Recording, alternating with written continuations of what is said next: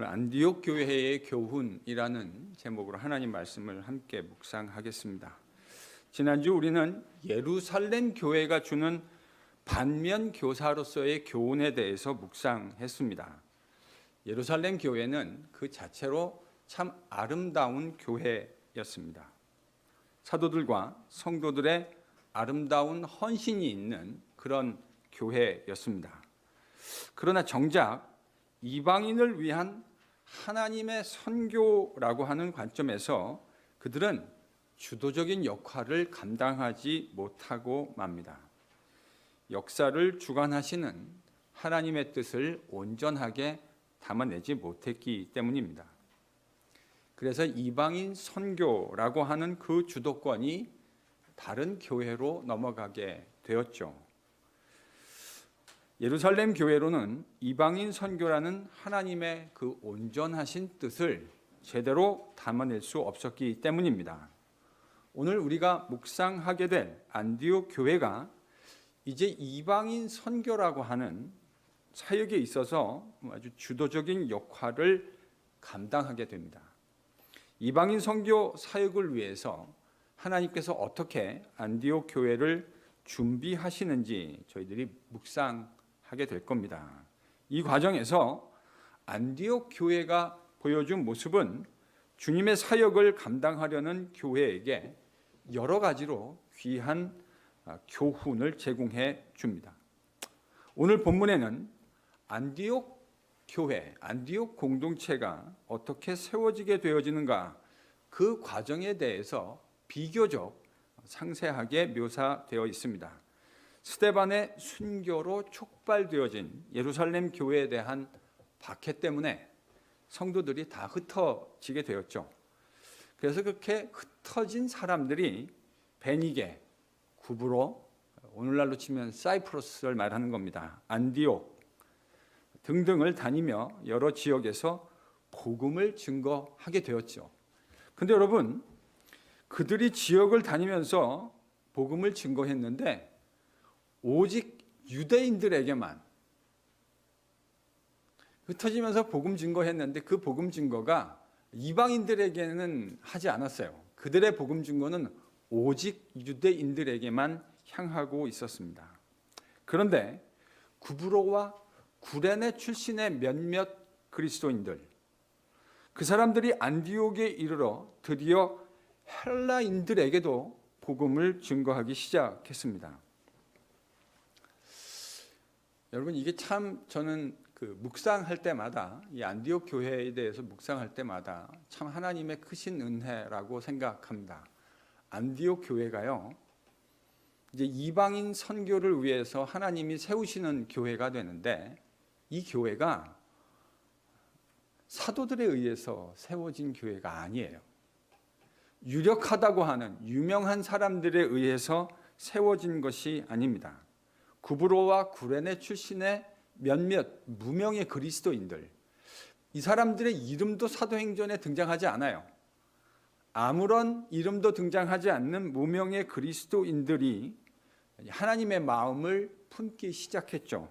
그래서 안디옥에 이르러 드디어 유대인들뿐만이 아니라 헬라인들에게도 복음을 증거하는 일이 일어난 겁니다. 우리는 이 사건이 베드로가 고넬료를 만나서 복음을 전한 이후에 일어난 것인지 일에 대해서 확정적으로 말할 수 없습니다. 그러나 저는 그럴 가능성이 아주 높다고 생각합니다. 만약 제자들이 안디옥에서 헬라인에게도 복음을 증거한 일이 고넬료 사건 이후였다고 한다면 이 일이 비교적 설명이 잘 될 수 있기 때문입니다. 그 전까지는 전적으로 유대인들에게만 복음을 전했다고 했잖아요. 그런데 고넬료 사건을 경험하고 난 후 헬라인들에게도 복음을 전할 수 있는 담력을 얻게 되었다고 설명하면 이 설명이 참 잘 되어지지 않을까 싶습니다. 여하간 그들이 안디옥에서 헬라 이방인들에게도 복음을 증거하자 어떤 일이 일어났습니까? 여러분 21절을 함께 읽겠습니다. 21절 함께 읽습니다. 시작.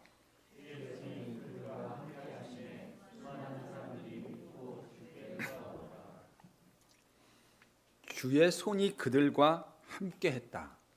본문은 그렇게 이야기합니다.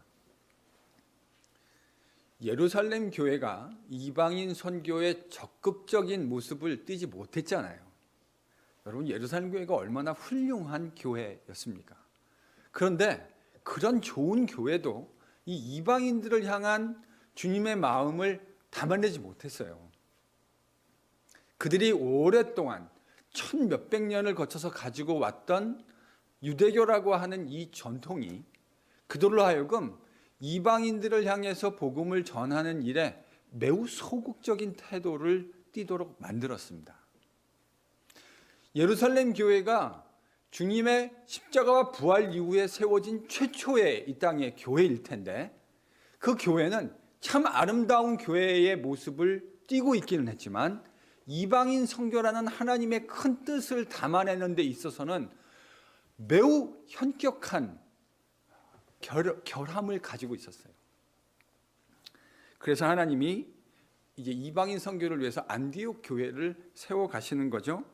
무명의 그리스도인들이 베드로 사건을 통해서 어쩌면 하나님이 무엇을 원하는지를 잘 깨닫게 되어진 것 같아요. 이름도 밝혀지지 않은 그 성도 몇 명이 안디옥에 가서 주님의 복음을 이방인들에게, 지금 주님이 원하시는 게 바로 그거잖아요. 이방인들에게도 예수 그리스도의 생명의 복음을 증거하길 기대하시는데 예루살렘 교회 성도들이 잘 못하는데, 드디어 그 주님의 마음을 느끼기 시작한, 그 주님의 마음을 마음속에 품기 시작한 성도 몇 명이 안디옥에 가서 복음을 증거했습니다. 그러자 주의 손이 그들과 함께 하셨다. 여러분, 이게 무슨 말이죠? 주님의 마음을 이해하고 제자들이 주님이 기뻐하시는 일을 감당하기 시작하자 주님의 임재가, 그분의 능력이 제자들과 함께 하게 되었다고 누가는 우리에게 기록해주고 있습니다. 그 주님의 임재, 주님의 능력이 함께 하신 일의 결과로 많은 사람들이 예수를 믿고 그에게로 돌아오게 되었다. 이제 이방인들이 본격적으로 주님의 교회가 되는 아름다운 일이 일어나기 시작한 겁니다. 이 일에 관한 소문이 예루살렘 교회에 들렸습니다. 그들은 즉각적으로 바나바를 안디옥으로 파송하게 됩니다. 우리는 예루살렘 교회가 바나바라고 하는 사람을 안디옥에 파송한 이 일에 대해서 어떻게 이해해야 할까요? 여러분, 22절과 24절 본문을 같이 한번 읽어보죠. 22절에서 24절입니다. 시작.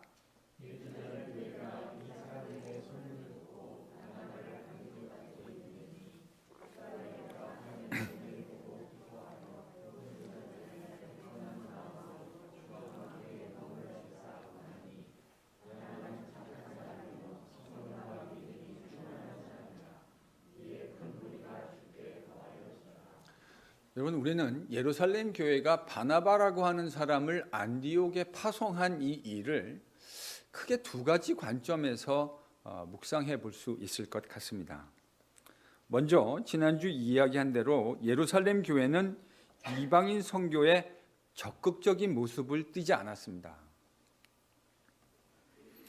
그런데 안디옥에 지금 이방인들이 모이는 교회가 생겼다고 하는 이야기를 예루살렘 성도들이 들은 겁니다. 그들은 이방인 선교에 적극적인 모습을 띠지 않았어요. 그런데 안디옥에 이제 고넬료 한 사람 정도의 회심이 아니라 이방인들 다수가 교회가 되는 일이 일어나고 있다고 하는 소식을 사도들과 또 예루살렘 교회 성도들이 듣게 되어진 것이죠. 일단 이방인 선교에 대해서 꽤나 보수적인 태도를 견지하고 있었던 예루살렘 교회 성도들은 이 일에 대해서, 이것이 어떤 상황을 의미하는 건지에 대해서 좀 더 구체적으로 파악해 보아야 할 필요를 느꼈을 겁니다. 그들은 이미 베드로 사도를 통해 하나님이 이방인도 하나님의 백성 삼으셨다는 이야기를 들었습니다. 그런데 이제 한 사람 정도가 아니라 수많은 이방인들이 주님의 교회 안으로 들어오고 있다고 하는 이야기를 들은 것이죠.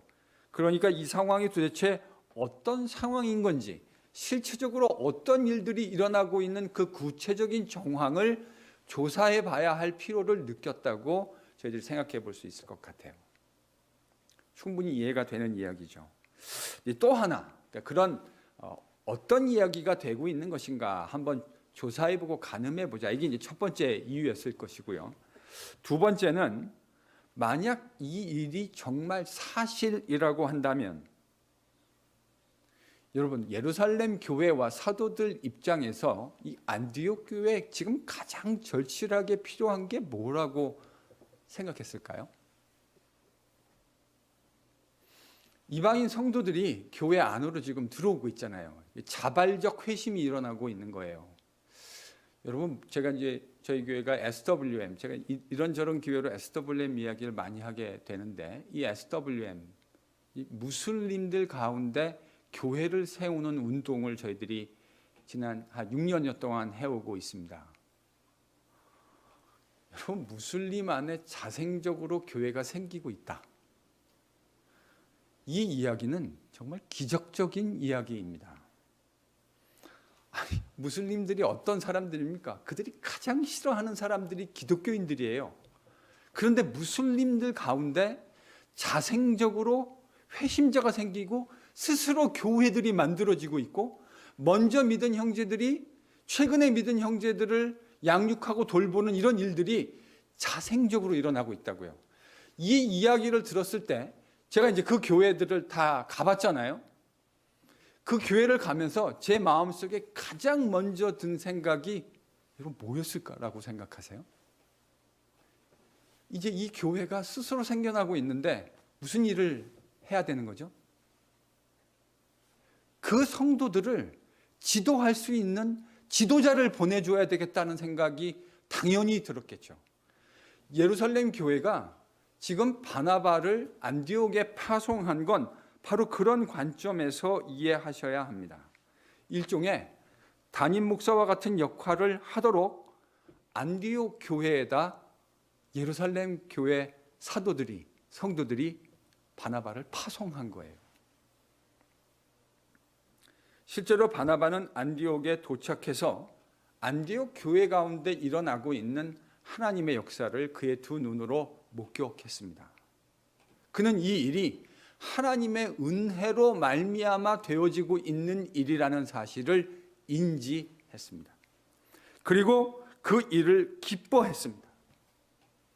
모든 성도들을 돌아보며 모든 사람이 굳건한 마음으로 주와 함께 머물러 있으라고 권면했습니다. 바나바의 사역의 결과로 더 큰 무리가 더해지는 역사가 나타났습니다. 여러분, 근데 중요한 것, 흥미로운 건 24절에서 누가가 큰 무리가, 바나바의 사역을 통해서 큰 무리가 더해졌다라고 했을 때 이 더해지다라고 하는 동사가 능동태가 아니라 수동태가 사용되었다는 거예요. 성경의 이곳저곳에서 주어를 명시적으로 밝히지 않는, 이 주체가 누구인지를 명시적으로 밝히지 않는 수동태가 등장한다면 이건 누가 하시는 일이라고 이해해야 합니까? 하나님이요. 그러니까요, 이 역사가 사람의 역사가 아니라는 거예요. 물론 바나바는 사심 없이 복음을 위해서 전심을 다해 사역했을 겁니다. 일에 대해서 아무런 의심도 들지 않아요. 바나바가 가지고 있었던 진정성, 복음에 대한 그의 열심, 성도들을 향한 그의 권위하는 사랑, 이 모든 것들을 봤을 때 바나바는 틀림없이 열심히 사역했을 거예요. 그런데도 누가는 이 사역의 결과가 바나바의 노력과 성도들의 헌신 때문이 아니라고 이야기하는 겁니다. 그게 없었다는 말이 아니에요. 있었어요. 그럼에도 불구하고 이 역사는 사람의 사역이 아니라 하나님의 역사였다라는 것을 의미하는 겁니다.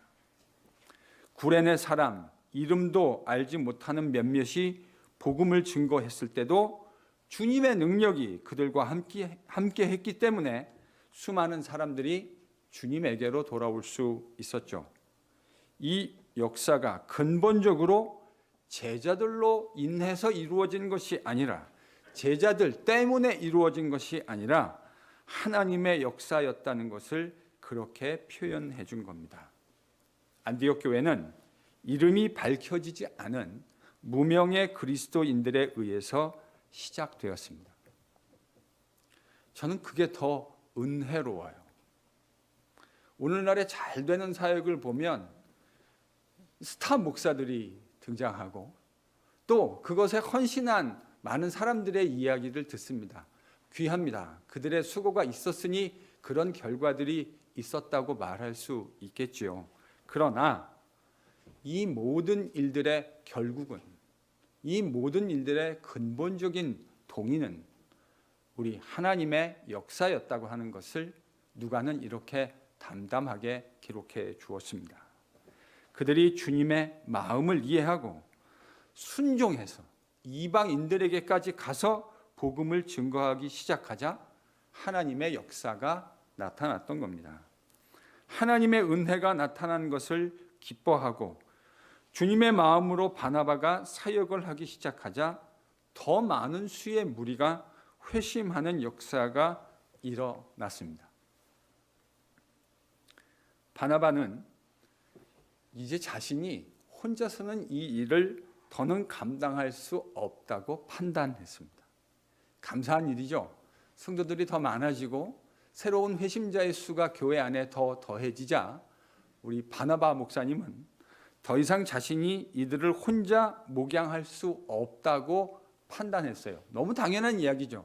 돌봐야 될 사람들이 늘어나는데 혼자 그 모든 일들을 감당하는 것 불가능한 일이었겠죠. 새롭게 믿게 된 신자들 하나님의 말씀으로 양육하고 그들을 돌보고 세워야 할 필요를 느끼게 되었습니다.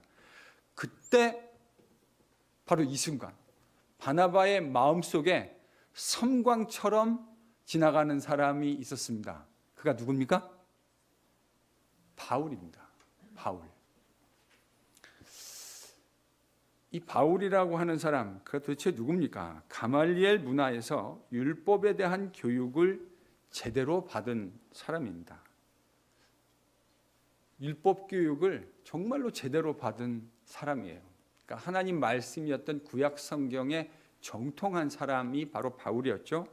그는 부활하신 주님을 만나고 난 다음에 즉시 구약 성경을 가지고 예수께서 그리스도 메시아라고 하는 사실을 즉시 증명하며 선포하기 시작했습니다. 저희들이 묵상한 대로 바울은 그럴 수 있는 역량이 있는 사람이었어요. 예루살렘 교회가 바울이 회심하고 복음 증거자가 되었다는 사실을 믿지 못했습니다. 이해가 되죠?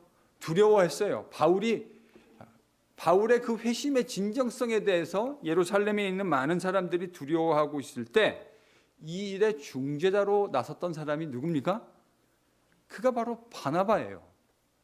바나바의 원래 본명은 요셉이죠. 근데 그의 본명보다 그의 닉네임, 권위하는 자, 위로하는 자라는 이름으로 더 유명한 바나바가 바로 그때 등장해서 예루살렘 교회와 바울 사이에 중재하는 역할을 감당하지 않습니까? 그때 바나바가 없었더라면 바울이란 사람은 예루살렘 교회에 소개도 제대로 되지 못하고 묻혔을 가능성이 매우 높습니다. 그렇게 바울이 그런 일이 있고 난 후에 지금 시간이요 한 10여 년 정도 지난 것으로 보입니다.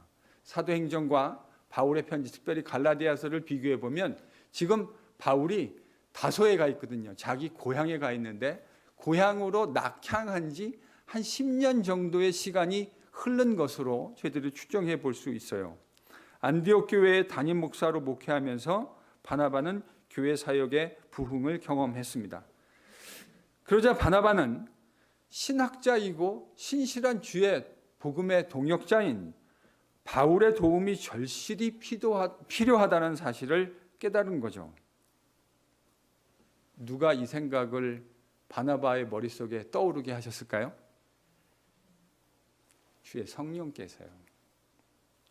그 사역을 묵상하고 일을 어떻게 해야 할까 고민하고 있는 바나바에게 주의 성령께서 섬광처럼 바나바, 바울이라고 하는 사람을 생각나게 하셨습니다. 초신자들을 양육해야 하고 더 깊은 성경의 진리를 가르쳐야 하는데 누가 이 일의 적임자일까 생각할 때 지금 다소에 가서 한 10년 정도, 당연히 바울은 그곳에서도 복음 사역을 하고 있었겠죠. 바울 사도가 생각이 난 겁니다. 그는 즉시 머뭇거림 없이 다소로 내려가서 신학자요 또한 목회자인 바울을 안디옥으로 데려옵니다. 그리고 그 둘은 1년간 교인들을 말씀으로 가르치는 사역을 감당하게 됩니다. 그 둘이 안디옥 교회를 섬기는 사역을 감당한 것이죠. 요즘으로 치면 일종의 동역을 한 셈입니다. 이들의 동역, 즉 바나바와 바울의 가르침의 결과로 어떤 일이 발생했다고 누가가 26절에 기록해 줍니까? 여러분 26절을 그들의 사역의 결과를 26절이 얘기하는데 26절을 함께 읽습니다. 같이 읽죠. 시작.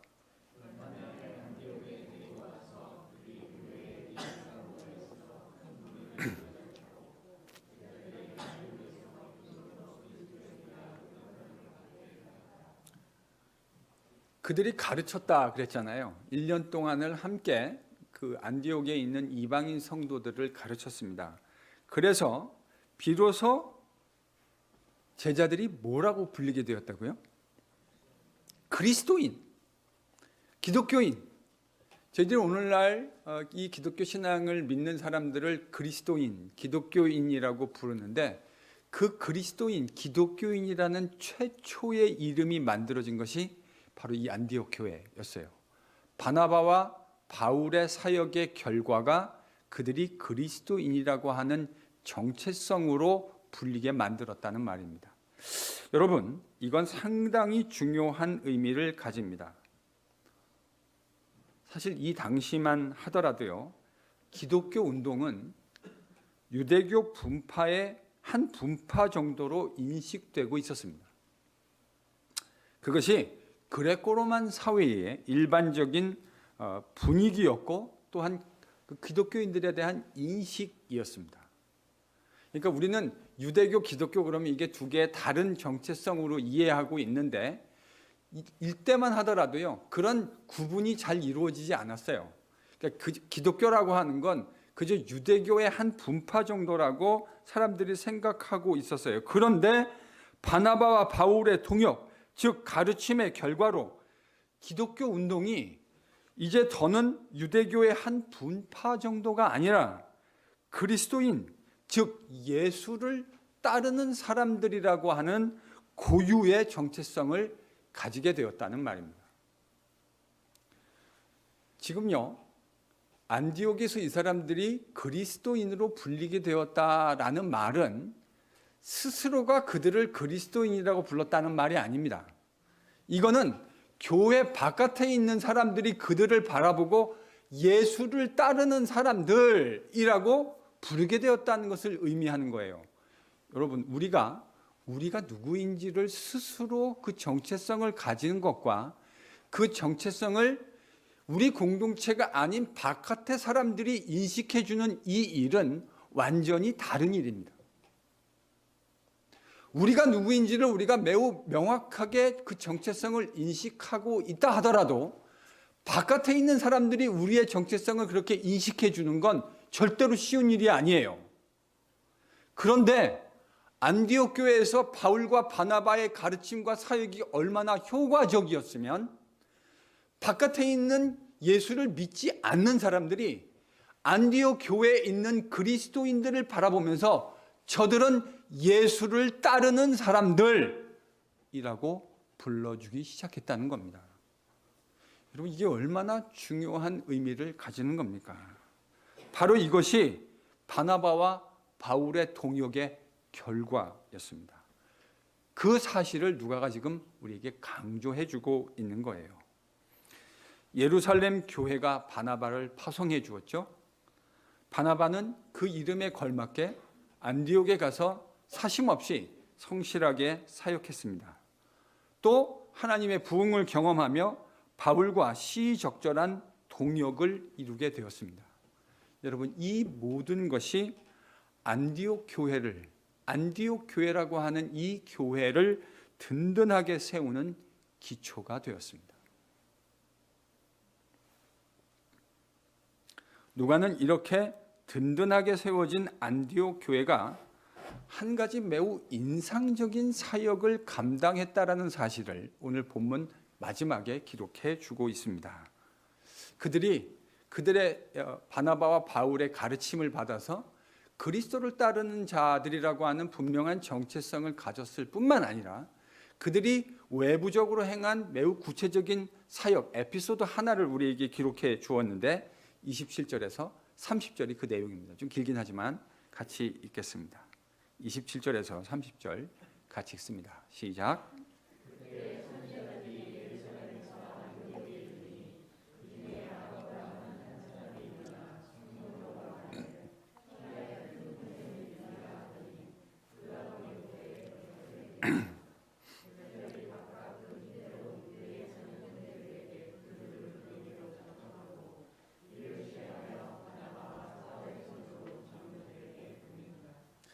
본문을 보면요, 예루살렘에서 선지자들 몇 명이 안디옥에 왔습니다. 그 중에 이제 아가보라고 하는 선지자가 등장합니다. 나중에 20장에 가면 다시 한번 이 선지자가 또 등장하게 되는데, 아가보라고 하는 선지자가 천하의 큰 흉년, 그러니까 이 흉년은요 국지적인 흉년이 아니라 매우 상당한 범위의 광범위한 흉년이 들게 될 것이다, 이렇게 예언을 했습니다.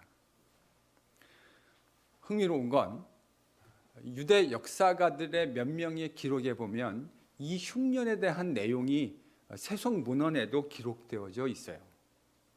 요세푸스라고 하는 아주 유명한 역사가가 있죠. 그가 쓴 글에 보면 AD 46년, 주후 46년 클라우디오 총독 때에 전 유대 지방과 지중해 연안에 매우 큰 흉년이 들었다고 하는 실제적인 기록이 지금까지 남아 있습니다. 여러분, 흉년이 들었을 때 국지적으로 흉년이 들면 이게 역사에 잘 기록할 수 있는 찬스가 좀 적겠죠. 근데 이 흉년이 얼마나 큰 흉년이었으면 역사가가 그 흉년에 대해서 기록해야 할 만큼 큰 흉년이었다고 하는 겁니다. 아가보 선지자가 예언했던 대로 실제로 되어진 것이죠. 말씀드렸던 대로 이 흉년은 예루살렘에만 발생했던 것이 아닙니다. 지중해 연안, 그러니까 유대 지역과 예루살렘을 포함해서 안디옥, 그리고 지금의 터키, 소아시아 남부 터키 지역까지 포함한 지중해 연안을 다 커버하는 매우 광범위한 흉년이었어요. 그런데 지금 이 상황 속에서 안디옥 교회가 뭘 하고 있다고요? 여러분, 안디옥 교회가 지금 뭐 하고 있습니까? 예루살렘 교회 성도들을 위해서 일종의 구제 헌금을 하고 있는 것 아닙니까? 지금 이 상황을 이렇게 이해하시면 안 돼요. 안디옥 교회는 형편이 꽤 괜찮은데 예루살렘 교회 성도들이 어렵기 때문에 안디옥 교회 성도들이 우리가 좀 도와줘야 되겠다, 이렇게 생각하시면 잘못 생각하신 거예요. 이 상황은요, 안디옥 교회 성도들도 상당한 흉년으로 말미암아 함께 고생하고 있는 상황이에요. 그게 역사적인 문맥이라고요. 그런데 이 안디옥 교회 교인들이 자신들도 지금 상당히 힘든 상황인데 뭘 결심했냐면 아마도 자신들보다 더 큰 어려움을 겪고 있다고 생각되어지는 예루살렘 교회 성도들을 생각하고 그들을 위해서 우리가 중보하고 기도할 뿐만 아니라 그들에게 실제적인 연보를 보내서 그들을 구제하고 도와야 되겠다고 판단한 겁니다. 여러분, 이거는 성숙한 교회였다, 안디옥 교회가 성숙한 교회였다고 하는 것을 시사해 주는 대목입니다. 왜 그럴까요? 성숙한 교회나 성숙한 사람에게서 발견되는 특징을 발견할 수 있기 때문입니다. 여러분, 사람이 성숙되었다는 걸 어떻게 알 수 있습니까? 여러 가지 메저먼트가 가능하겠죠. 여러 가지의 것으로 기준으로 그 사람의 성숙이라는 것을 이야기할 수 있을 텐데, 성숙한 교회나 성숙한 사람의 특징이 뭐냐면 다른 사람을 돌아보게 된다고 하는 것입니다. 여러분, 어린 자녀들이 부모를 돌아보는 일은 거의 없어요. 항상 부모가, 성숙한 부모가 자녀들을 돌아보는 것이죠. 미숙한 사람이 성숙한 사람들을 돌보는 일은 잘 일어나지 않아요. 이 돌봄은 늘상 성숙한 사람이 덜 성숙한 사람을 돌보는 형태로 일어납니다. 누군가가 다른 사람을 돌아볼 줄 알게 되었다는 말은 그가 성숙한 사람으로 성장해 가고 있다는 것을 시사하는 겁니다. 안디옥 교회는 자신들도 큰 흉년을 경험하고 있었지만 더 큰 어려움 가운데 있다고 판단되어졌다. 예루살렘 교회 성도들, 형제와 자매들을 생각했습니다. 자신들도 어려움 가운데 있었지만 더 큰 어려움을 겪고 있을 형제들을 생각하니 그저 가만히 있을 수 없었던 것이죠. 그들은 그래서 바울과 바나바 편에 자신들이 정성스럽게 헌금한 그 구제 헌금을 그들의 인편을 통해서 예루살렘 교회로 전달하려고 생각했던 겁니다. 저는 이들의 이런 성숙한 행위가 바나바와 바울의 사역의 결과로 서술되고 있다고 하는 것을 여러분과 함께 묵상하고 싶습니다. 제가 이 본문 말씀 묵상을 하는데 지난 여름 들었던 이야기가 하나 생각이 났어요. 제가 8월에 실크 웨이브 미션 이사회 참석하기 위해서 시카고 다녀온 일이 있지 않습니까? 성도들이 아시죠? 여러분도 아시다시피 SWM 이사회에 소속되어 있는 오늘부로 26개의 이민교회, 한국에도 또 있고요. 저희와 같은 이민교회 26개 교회가 이 SWM이라고 하는 이사회와 함께 동역하며 무슬림 가운데 터키인들, 난민들 선교를 하고 있습니다. 그런데 우리 선교회가 속해 있는 시카고에 위치한 한 교회가 이 이사회를 호스팅해서 제가 참석했는데요. 그 목사님하고 같이 교제를 하는데 그 목사님이 저한테 이런 이야기를 하시는 거예요. 교회가 작년에 저희들이 작년, 재작년 참 어려운 시간들을 보냈잖아요. 그러던 와중에 이 블랙 라이브스 매터라고 하는 흑인 한 명이 경찰관에 의해서 무참하게, 사실은 그건 전 거의 살인에 가깝다고 얘기할 수 있을 것 같은데, 그 광경을 본 흑인들이 이제, 그리고 많은 뜻 있는 사람들이 거리로 뛰쳐나왔죠. 건강하게 블랙 라이브스 매터라고 하는 프로테스트를 했는데 그 중에는 과격하게 이 기회를 이용했던 악한 사람들도 있지 않았습니까? 폭동들이 일어난 거예요. 근데 이 폭동이 일어나는 과정 속에서 그 시카고에 있는 교회의 성도들이 운영하고 있는 그 비즈니스에도 폭도들이 침입을 해서 그 모든 비즈니스를 약탈해가는 그런 일들을 성도들이 경험하게 된 겁니다. 일생을 이미 나서 수고하고 일궜던 그 기업터를, 사업터를 폭도들이 와가지고 다 약탈해 간 겁니다.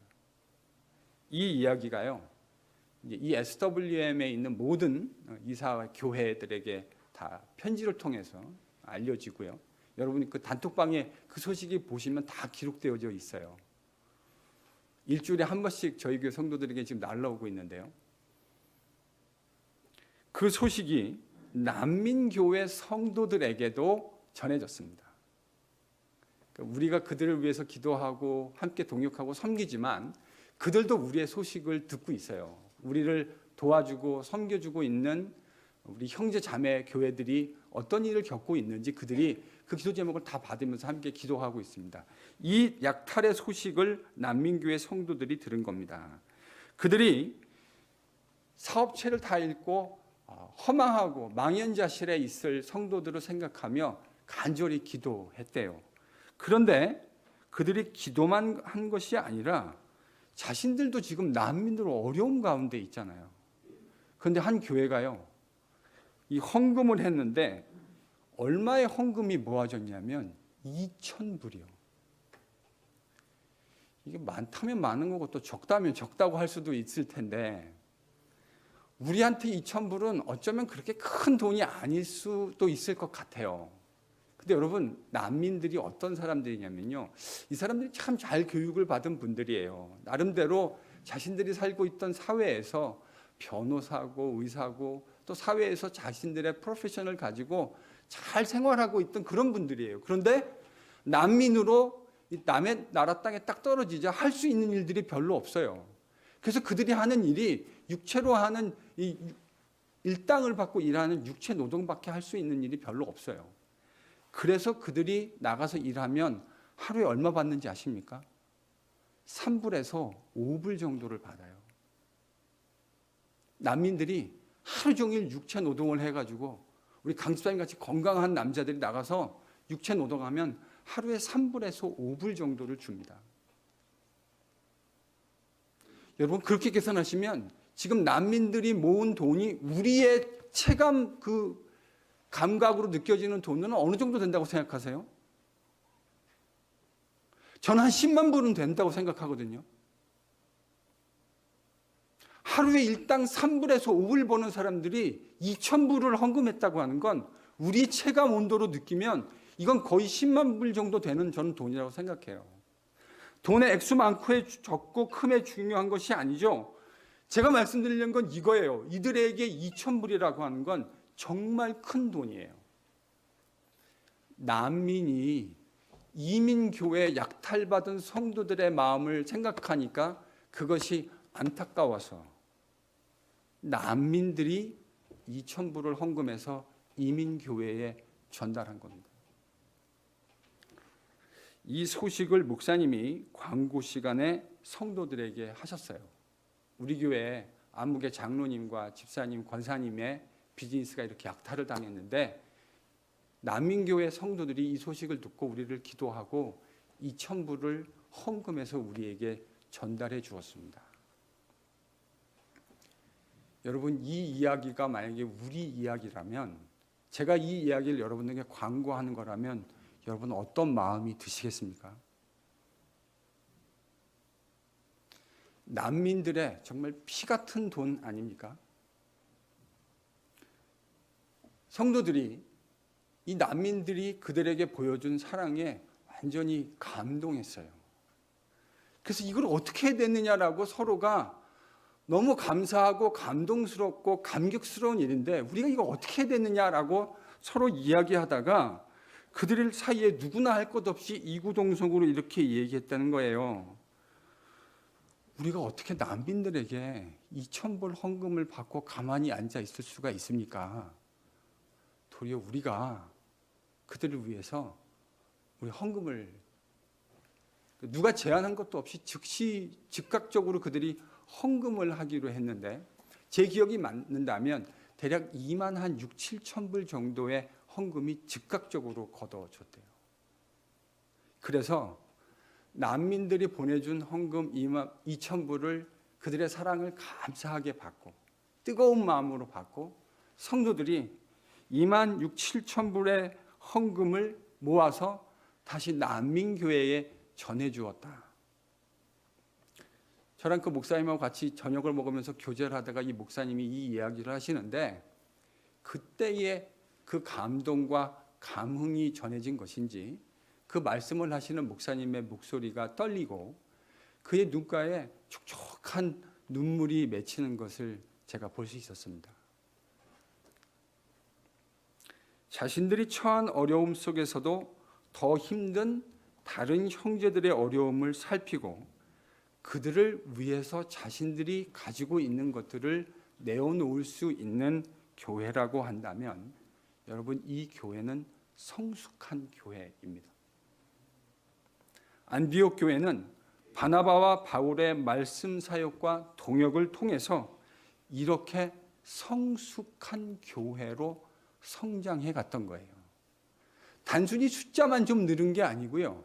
그들의 삶의 모습이 예수를 따르는 사람들이라고 하는 이름도 얻게 됐을 뿐만 아니라 예수를 따르는 사람들의 삶의 모습이 어떠해야 하는지를 그들은 그들의 어려운 삶의 환경 속에서도 삶으로 실천해 낼 수 있었던 겁니다. 이렇게 성숙한 안디옥 교회가 이제 사도행전에서 하나님 앞에 어떻게 쓰임 받는지 아십니까?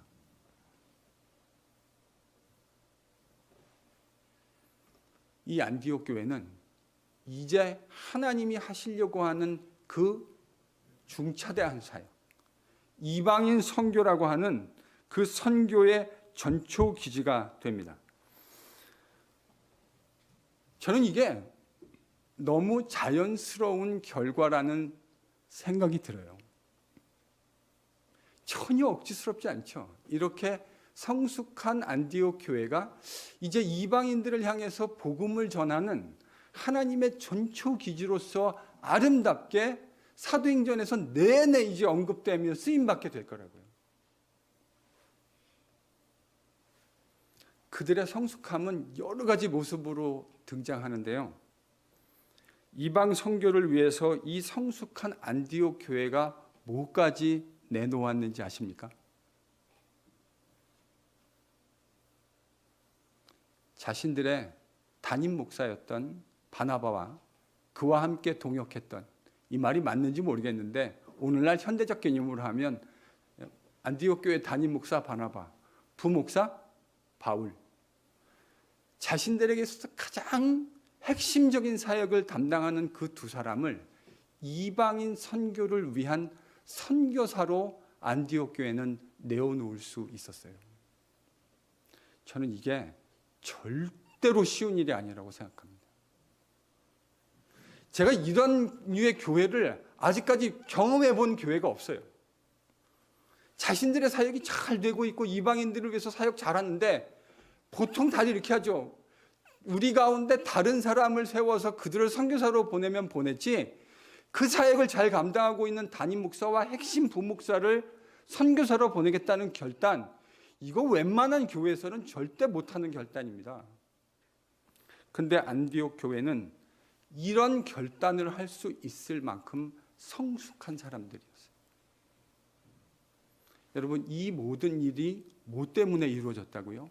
바나바와 바울이 함께 동역하며 하나님의 말씀을 사심없이 진솔하고 진실되이 선포하고 가르쳤기 때문에 일어난 결과입니다. 하나님은 이 성숙한 안디옥 교회 성도들의 헌신을 통해서 이제 이방인 선교라고 하는 하나님의 원대한 비전을 이루어 가십니다. 사랑하는 성도 여러분, 이 본문 말씀을 묵상하면서 여러분의 마음속에 어떤 마음이 드십니까?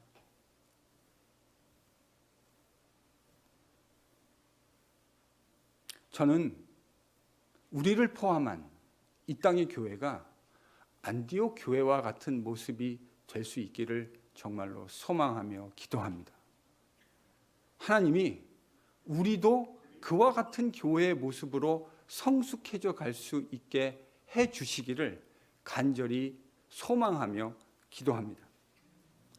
사심 없이 오로지 복음만을 위해서 선한 마음으로 사역했던 바나바와 같은 목회자, 정말 그리운 시대에 살고 있지 않습니까? 저를 비롯해서 우리 교회 목회자들이 바나바 같은 선한 목자들이 될 수 있도록 기도해 주시기를 간곡히 부탁드립니다. 정말 그런 목회자들이, 제가 온 이후로 저희 교회에 또 다른 2명의 목사님들이 세워졌습니다. 저보다 더 젊은 목사님들이 2분 세워졌는데, 이 교회에서 앞으로 계속 세워질 목회자들이 지속적으로 주님 앞에 또 성도들 앞에 신실한 목회자들이 될 수 있기를 위해서 기도해 주시기를 부탁을 드립니다. 사역도요, 보면 은근히 경쟁하고 교회들 사이에도 경쟁하고 사역자들 사이에도 경쟁하는 모습이 보여요. 근데 오늘 본문을 보십시오. 아무런 사심 없이 어쩌면 자기보다 더 하나님의 말씀을 잘 가르칠 수 있다고 생각한 신학자요 목회자인 바울을 아무런 주저함 없이 달려가서 한 걸음에 그를 동역자로 삼아오는 이 바나바의 이 넓은 도량을, 리더십을 여러분 한번 묵상해 볼 수 있기를 소망합니다. 여러분, 이거 아무나 할 수 있는 거 아닙니다. 특별히 자기보다 더 유능한 사람들과 함께 동역을 이루는 건 이건 진짜 쉬운 일이 아니에요. 그런데 바나바 그거를 해냅니다. 이건요, 어떤 사람이 할 수 있냐면 사심이 없는 사람이 할 수 있어요. 사심이 있는 사람은요, 이런 일 절대로 못 하더라고요. 그런 의미에서 바나바는 누가가 얘기했던 대로 착한 사람입니다. 믿음과 성령이 충만한 사람입니다. 우리 교회의 목회자들이 이런 목회자들이 될 수 있도록 여러분 정말로 기도해 주시기를 부탁을 드립니다. 성도들도, 이 안디옥 교회 성도들 보십시오. 바울과 바나바가 가르치는 그 하나님의 말씀을 잘 배우는 진정한 의미의 학습 공동체였잖아요. 저는 좋은 교회가 되기 위한 첫 번째 첫걸음이 학습 공동체가 되어야 한다고 생각해요. 죄송한 얘기인데요, 교회 안에 교만한 성도들이 꽤 많아요. 교만한 건 어떻게 할 수 있냐? 대놓고 뭘 교만하는 게 아니고요, 배우려고 들지 않는 사람은 사실은 교만한 거예요. 사실 우리는 끊임없이 주님 앞에 이를 때까지 하나님의 말씀을 배우며 주님과 교제해야 합니다. 그게 성도의 건강한 모습이에요. 근데 시간이 갈수록 하나님 말씀 배우는 일에 관심 없는 성도들이 점점 많아지는 것 같아요. 옛날과 비교했을 때. 일단 모임도 너무너무 힘들고요. 여러분, 좋은 공동체가 되기 위한 저는 첫 번째 첩경은 학습 공동체가 되어야 한다고 생각합니다. 하나님 말씀을 잘 모르는데 하나님이 원하는 교회를 이루어갈 수 있다. 세상에 이런 넌센스가 어디 있겠습니까? 성도들이 하나님의 말씀을 다시 잘 배우는 진정한 의미의 학습 공동체가 되어야 할 줄로 믿습니다. 우리가 그 일에 함께 최선을 다하는 교회가 될 수 있도록 기도해 주시기를 부탁드립니다. 단순히 말씀을 잘 배워서 지식 좀 많이 가지자는 말이 아니죠. 오늘 본문에서 이 잘 배운 말씀이 안디옥 교회 교인들의 삶 속에 어떻게 표현되었다고요? 그들이 예수를 따르는 사람들이라고 예수를 믿지 않는 사람들에 의해서 불리게 된 최초의 사람들이 되었습니다. 그의 이름에 걸맞게, 그리스도를 따르는 사람의 이름에 걸맞게 그들은 자신들의 어려움 속에서도 더 큰 어려움 가운데 고통하고 있는 형제와 자매를 돌아볼 수 있을 정도의 성숙함을 가지고 있는, 따뜻함을 가지고 있는, 기댈 수 있는 어깨를 제공해 줄 수 있는 그런 가슴 따뜻한 교회가 될 수 있었습니다. 우리 교회를 비롯해서 이 땅의 모든 교회가 이런 교회됨의 본질을 회복하는 교회가 될 수 있기를 소망합니다. 무엇보다 가장 중요한 사명, 주님의 복음을 열방에 증거하기 위해서 늘 애쓰고 이 일에 모든 마음과 에너지를 집중할 수 있는 그런 교회로 NGPC와 이 땅의 모든 교회들이 새로워지는 은혜가 임하기를 예수님의 이름으로 간절히 축원합니다.